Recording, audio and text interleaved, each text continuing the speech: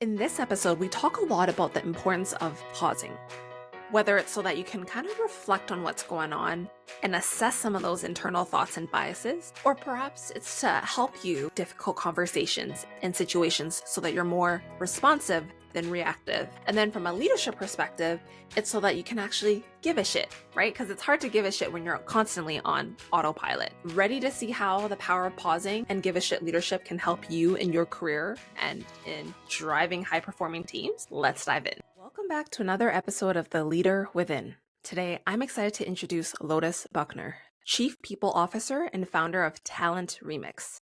Given her leadership experience, I'm excited to have her share her insights with you.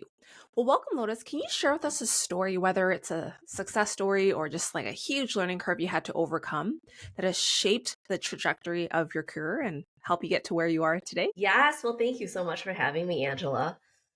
I started my career in healthcare, and it was a very traditional place where it was really hard to make career moves. And so that they very much had a pay your dues kind of practice there. But there was a huge project, like early in my career. It was the biggest of the company's history, and it was about to happen. And my boss asked me to lead the recruitment process of that. So it was like 120 internal hires that would all transfer into this team and onboarding of like 120 or so contractors. I was so excited about this assignment. But then as I got into the work and learned more about the project, I actually got so demotivated because I knew my role in this historical project would end before the project really even started because all my work was on the front end. And I really wanted to be a bigger part of it and be part of the impact. And it was a requirement of the tech vendor. So it was a system implementation. It was a requirement of the tech vendor. If anyone knows Epic, that's what we were implementing. And their requirement was that you had to take an assessment to like touch their product. So part of the process, not ours, but really a requirement of theirs, was to take this test. Anyways, I finally worked up the courage to ask my boss if I could take the test and try for a role on the team. And my bosses were kind of a little bit surprised and shocked by my request to leave the HR department. I had only been there for a couple of years, and back then that was like unheard of there. Like, oh, you don't transfer after only 2 years. But they agreed, and so I ended up taking the test and passing to my surprise. So I interviewed for the role, got an offer. The department made me a counter offer to stay, which I just remember feeling so tempted to just stay because it was what I knew. It was my comfort zone. Um, it was originally all I ever wanted. And however, I wanted to make like a really thoughtful decision. So I honed into myself and did some really deep reflection overnight. And ultimately, I decided to make the jump, even though it was super scary and risky, because there's no job security in that project. And so the rest is really history, though. I ended up getting a promotion on that project. Um, in a desperate moment when the project was at risk and they didn't feel like they had a better option, honestly. But taking on this challenge at the time that I did, because it was, the project was at risk, the team was kind of in shambles a little bit, and committing to the success to set the trajectory for the rest of my career. Like leaving HR meant that I gained a whole new perspective on how to be a better leader and how to be a better HR leader, how to, being a customer of HR, having that experience just changed my perspective on what HR should be. So leading during one of the most like contentious and high pressure moments of my career allowed me to build a reputation as a results driven, people first, resilient leader. And that's really why I got my next several promotions until I ultimately led the HR department. Way to go. And I appreciate you sharing that story. When it comes to trying to put together like a roadmap of your HR career, because I think there's different types of HR practitioners, right? That ones that kind of go into the profession knowing exactly the path that they want to go, and Right. they're just like tunnel vision, and then others like similar to you and I, where we're just like we're kind of on a squiggly line path towards that career. So for you, based on what you've noticed in your career and the trends that are up and coming within the HR profession in itself, like are there certain attributes or skill sets that you are like, you know what? I would strongly recommend that you focus on 1 to 3 things so that it can actually help create a longer runway for your career within the people and culture / HR space. I honestly would answer that not specific to HR, just as leaders lead and humans, individuals leading our own careers, I think we have to be really resilient. If we just even think about the COVID era and beyond, right, as like a small sample, the amount of change we've experienced. Resiliency is what I think got a lot of us through the burnout, the stress. Like, that's such an important skill to have that nimbleness, that flexibility, that resilience in the face of challenges and in the face of change.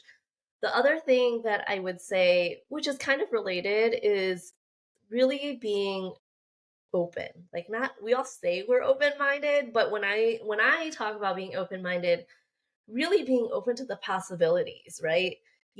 I could have said, like, I'm on this HR path, like, I see no way out. I'm stuck. This is like my path. I have to find a way to continue this path and be successful. But I chose to take a risk. And honestly, at the time, like, it was so terrifying. Like, now when I look back, it seems like such an easy decision. But in that moment, I was terrified to leave HR. Like, would my resume would be messed up? Will they ever take me back in HR? What if I don't want to go back? What if I do want to go back?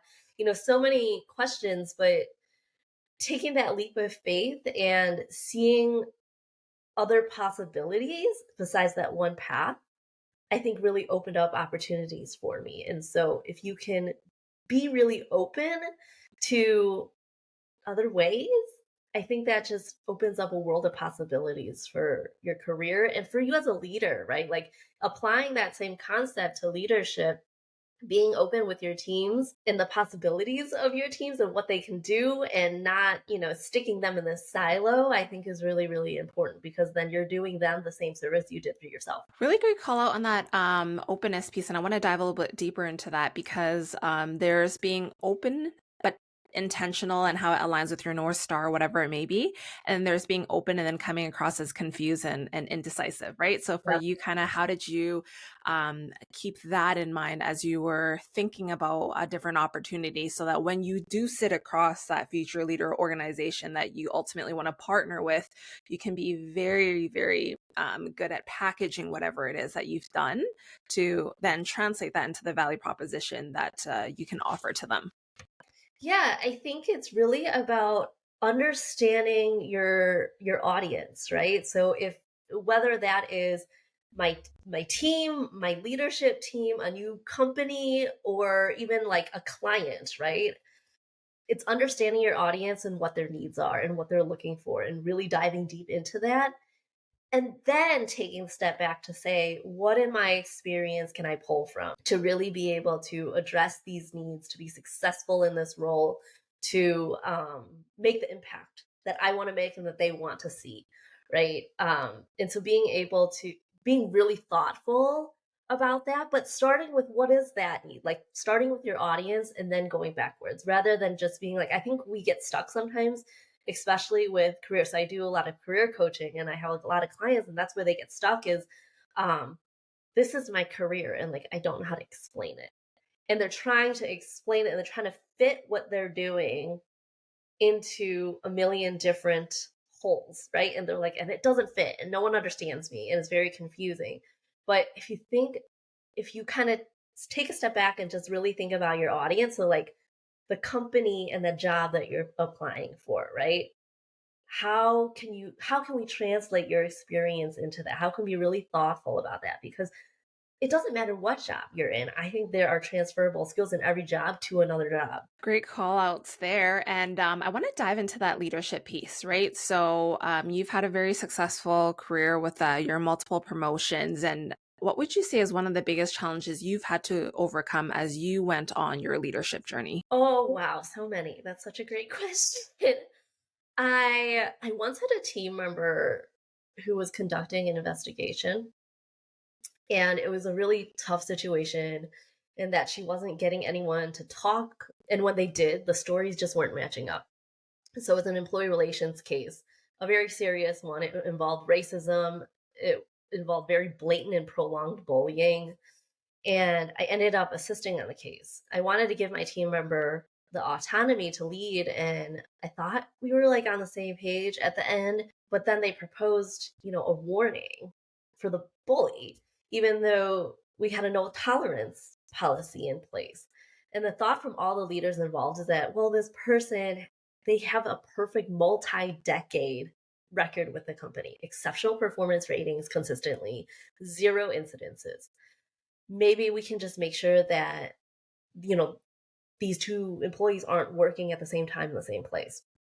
But we worked hard to find the evidence and had clear proof of what had been happening for months. And my conscience just could not sit there and do nothing in this situation. So I shared my perspective, which influenced a few changes of heart, but not all these leaders. And ultimately, everyone felt that we needed someone else to get involved. So we felt that the executive over this operational area needed to really make a call. So I brought them in and I presented all the facts. It was a really heated conversation, but necessary debate. And ultimately, the executive agreed with me, and we were able to hold to our no tolerance policy and offer the employee who was being bullied the right support as they exited, and or both. We tried to offer like the person exiting the right support, but this was also the right support and the right avenue for the person who was being bullied, right? This was one of the first times in my career that I felt the need to fight so hard for something and was willing to put my job on the line for it because I felt that strongly about it just from an ethical perspective. And it didn't pay off right away, honestly. And that's what the challenge was. I mean, it did in that it was the right outcome that was achieved, but it negatively affected my ability to do my job because of the tarnished relationship with this entire leadership team of this area and their team members who didn't want to see the bully who was a top performer go. And so it took me a long time to rebuild that relationship.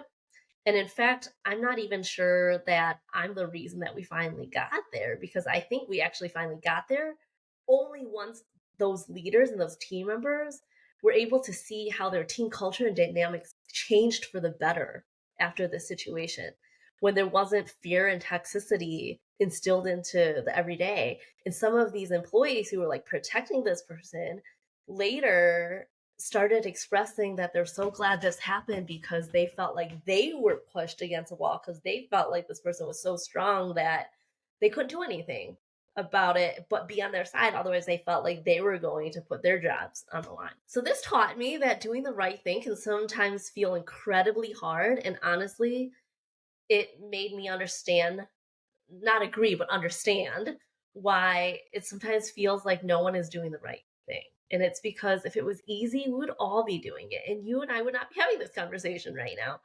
But it also taught me that leaders go first. I felt an obligation in my role to do the right thing and set that example. And the fear of doing this became less and less as my career went on. So this really set the tone of how I dealt with similar challenges later on. Kudos for you, to you, sorry, for, you know what, like listening to that ethical compass of yours, right? And you had the facts to back it up. I think that's something that is really important for people to understand, right? Because it's one thing to have that intuition or whatever it may be, but it has to be backed by evidence, right? Especially in an investigation. Exactly.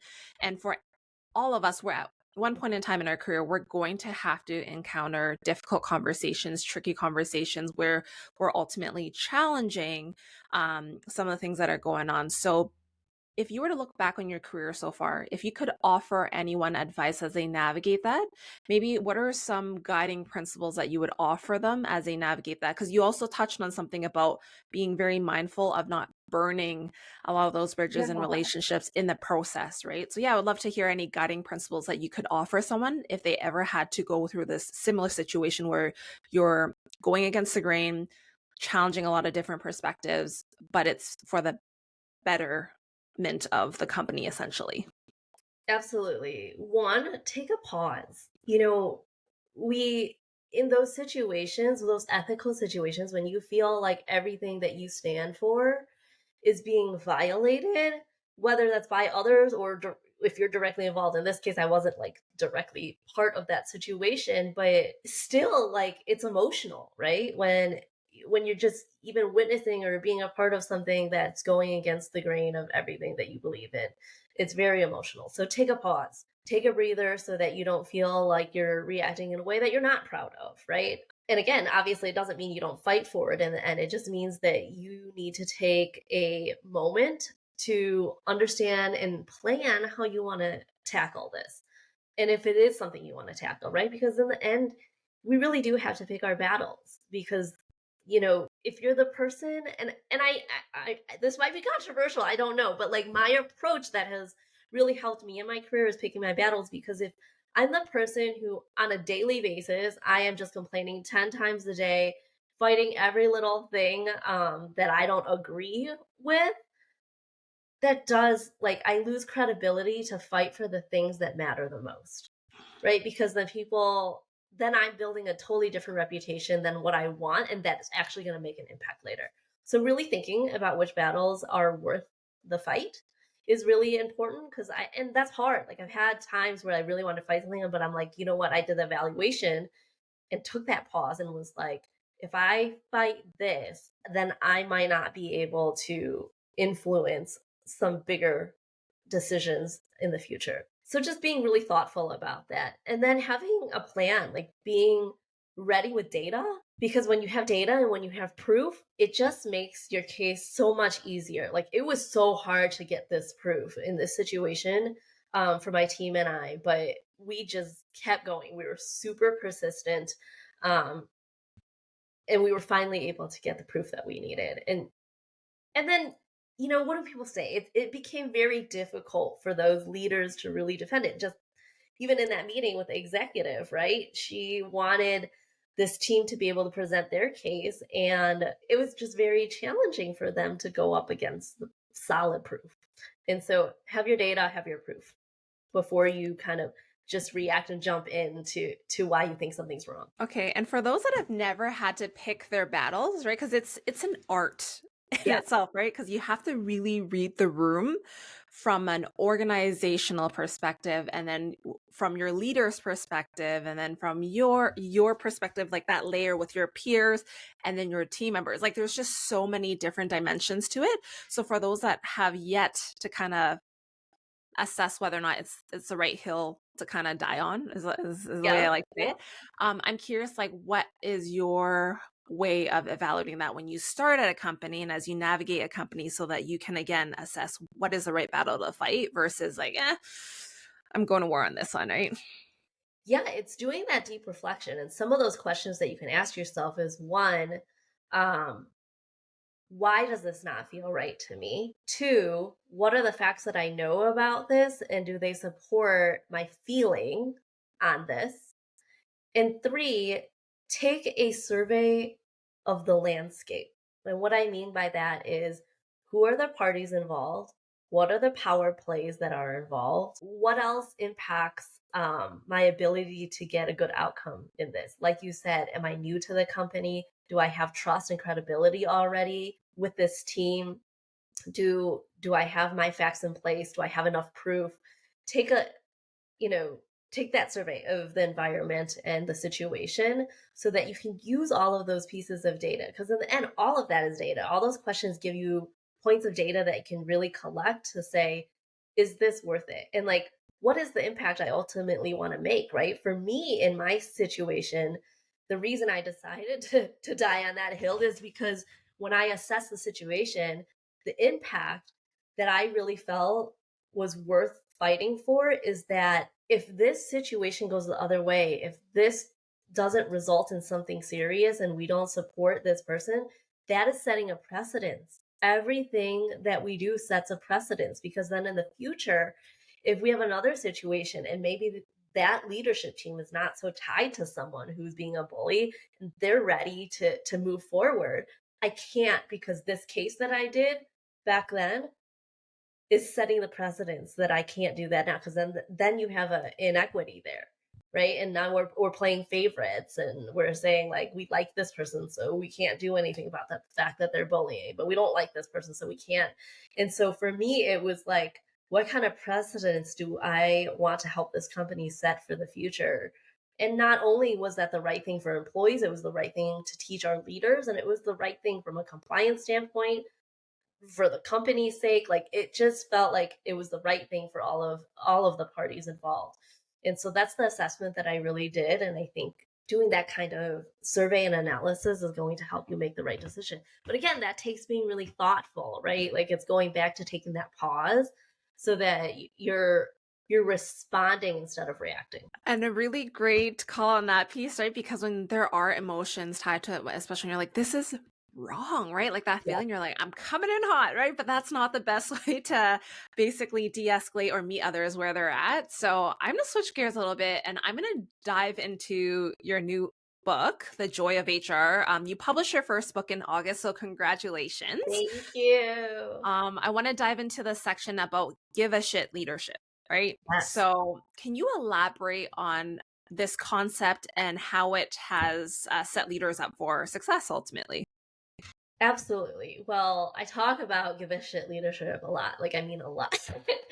And I'm not one to say, oh, if you follow these 10 steps, you'll be the most successful human on earth, right? I just don't believe in stuff like that. But I can share some elements of this, of what I believe are important in order to achieve give a shit leadership. And those things are, and I talk about this in the book, but it's engaging in holistic self reflection. So we talked a little bit about that. And this really means going beyond the surface, right? Everyone says they do self reflection, but I'm talking about like go beyond what are my strengths and weaknesses and really diving into what are my biases? What's my default reaction to situations that are really tough? What are the values that I really hold true to myself? How do I react? Like, what are my reactions to things? What's my comfort zone and where's my uncomfortable zones, right?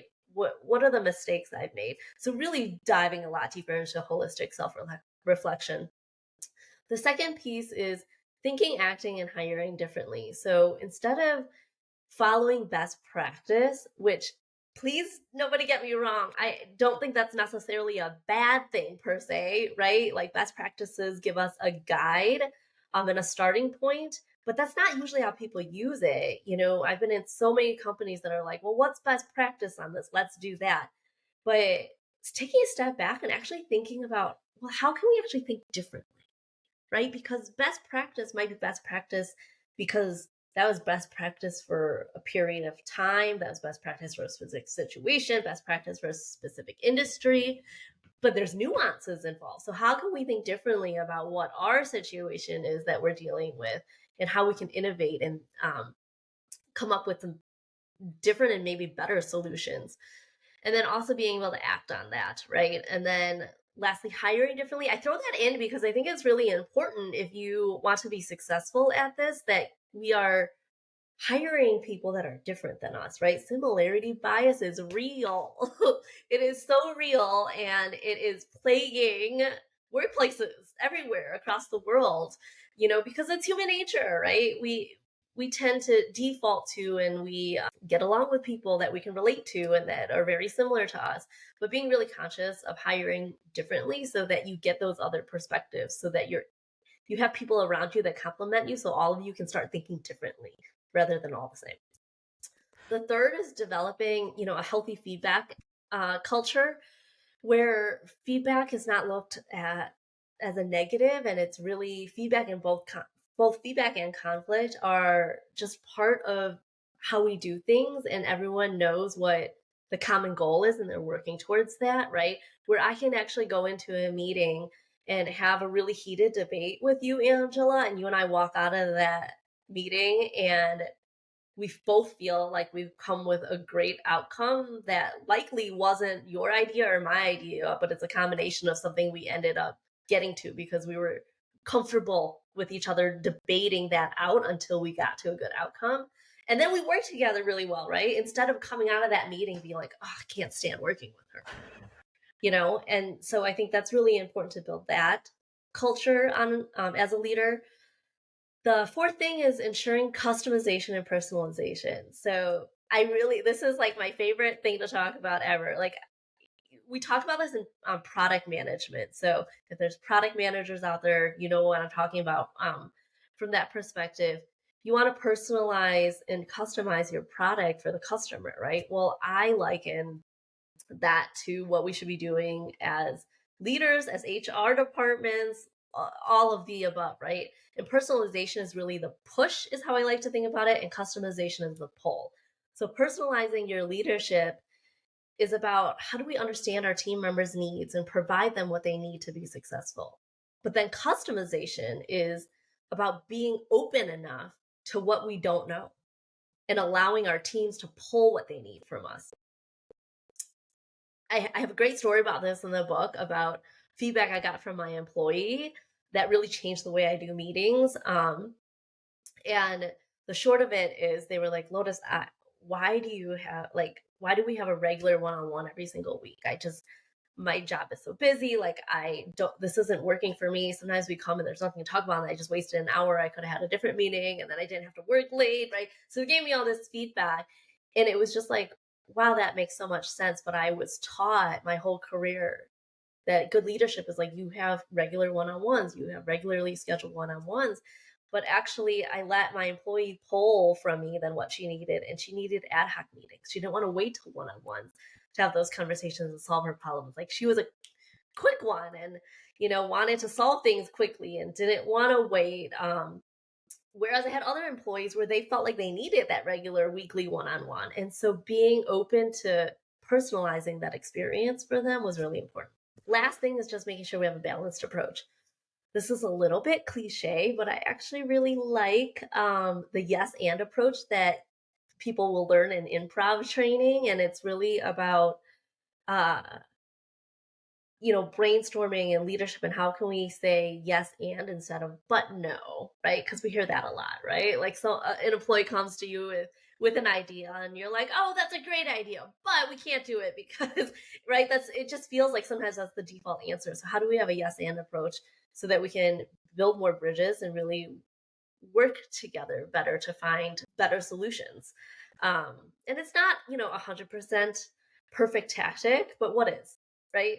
It does help build bridges though and bring people together, I think, and create understanding in our communication and our approach. I love that visualization of the push and pull from the perspective of that personalization and customization piece, right? And even when you were talking about that one-on-one piece, because I know sometimes leaders are like, oh, like I don't know what to say in these meetings, but Yeah. it's like, no, it's not about you, right? It's about your employee, right? So the fact that you kind of heard that individual out and you're like, okay, well, let's have our ad hoc meetings. And then you let me know when you need that consistent frequency, right? I think that really allows them to feel fulfilled from a job perspective where they're not having to work late hours, right? And I It's was not kind like of we gonna, didn't talk until she like needed an ad hoc meeting, right? It was yeah, just yeah. that with her, we worked a lot more asynchronously. It was a lot more texting in the moment when she needed something or I needed something. So it was actually more frequent communication with her, but it was very asynchronous. Good call out on that piece too. And as we slowly wrap up our conversation, what would you say is like one of the biggest challenges that new leaders come across when it comes to the concept of give a shit leadership? Like, is there a specific area that you've noticed and you're like, hey, if I could give this advice to any new leader, I would double down on this area? I know that's very broad and it's Yeah. individual dependent, but just based on the data that you've gathered, is there any specific trend? I think the most common challenge that I see is that we live in this world of with between social media and how fast technology moves. We live in this world where there's always a new innovation, there's always a new thought leader saying something, there's always a new trend, and we're chasing that. But that is a never ending chase if we do that. It's like the chase for work life balance, right? Like it's just a never ending chase. But I see it's so easy to do because we're like, oh my goodness, this amazing, or what I think is this amazing thought leader out there is saying that I should be doing all this. And I don't do that at my company. Like I'm a bad leader or something, right? No, you're not. Like, but that's what I see is we have so many HR teams that are chasing because oh my goodness, HR tech is like it's a wild storm out there. There's so much of it, and we're always chasing the shiny new toy. And as leaders, we do the same thing. Like we're always reading books, right? Which is great. I just wrote one. Like so, I'm not telling you not to read books, but we're reading books. We're reading posts and stuff from thought leaders, and it's just consuming us. The news, like all this media that we consume every day, it's like conflicting, it's confusing, but we're always chasing that. And out of the goodness of our hearts, right? Like we want to do the best thing, the right thing, the best practice, whatever. But we get lost in that. And I see a lot of leaders get lost in that. So that's the challenge I see. And I think the advice I have there is um, to take that pause and think about, do you have the basics done really, really well yet? Because if you don't have, the comparison is like a house, right? Like if you don't have a strong foundation in your house, it doesn't matter what pretty decorations you want to put up, they're going to fall off the wall, and that's why I liken that to leadership and HR. If you don't have a strong foundation as a leader, for example, if you don't have the foundation of trust and relationships with your employees and that credibility, it it doesn't matter what else you do. It doesn't matter if you put them into personality assessments. It doesn't matter if you do team building events with them. It doesn't matter if you're bringing pizza like to the office, right? None of that matters in the end. So just refocusing and reminding ourselves when we see all these what I call shiny new toys, but like all these new technology, all these new ideas in the world, sift and winnow what is going to work for you. I went to the University of Wisconsin, so I'm a Badger alumni, and that was like a big motto there is sifting and winnowing. Like they really taught us that even when you go to classes, you're going to have professors that have conflicting ideas. You're actually going to learn conflicting ideas here, and it's your job to sift and winnow all of that information and figure out what's going to make the biggest impact for you. And so that's always my advice is like, even today, what I'm sharing with you, sift and winnow what you're hearing from me and what is going to really work for your situation and the nuances that you're dealing I with. love that because it makes me think of two things. The first thing is, like you said, at the rate in which information is changing, that information is coming out and best practice that way. It's like if you fail to use discernment, Yeah, you'll never find the right solution for the context that you're in, right? So exactly. like your Exactly. ability to create that space to pause and assess, and then to do that for others as well, I think is absolutely an incredible skill to have as we continue to navigate change at the rate that we are navigating. And then the second piece of it is I remember when I was graduating, similar to you, but I graduated from university here in Calgary, and one of my psychology professors, she said, if I could leave you with anything, it would be to always exercise discernment and to never just to believe things at face value, right? Because media can always skew something, and then Exactly. then you also experience like certain thought leaders putting stuff out there, and then sometimes they have to backtrack and be like, "Oh, I'm actually sorry," right? Like Yeah. I was quick to jump on that, so things like that. So it's like that skill that you just mentioned of that paused, right? Reflect, assess, like all that stuff, I think is absolutely incredible. So my second last question to you as we slowly wrap up is when it comes to unleashing the potential of individuals and organizations, what's the first thing that comes to mind for you? Well, it's about giving a shit, right? I think it takes being immensely intentional. It means that you really have to get to know that individual or that organization and the nuances and how they operate at their very best. And if you can get to that point, I think then that's really where you can do all of the other bonus things, right? And really reach success and find people's potential and organizations' potentials as well. But it's really about giving a shit. Like, I just feel like it sounds so simple, and I think we all think we do it, right? But like, if we did, we certainly would not be in the space we are now. Like, the world is so divisive, it's so polarized.